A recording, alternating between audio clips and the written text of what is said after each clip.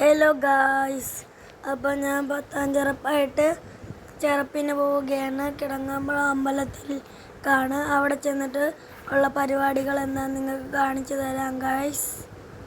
അപ്പോൾ നമുക്ക് അവിടെ ചെന്ന് കാണാം.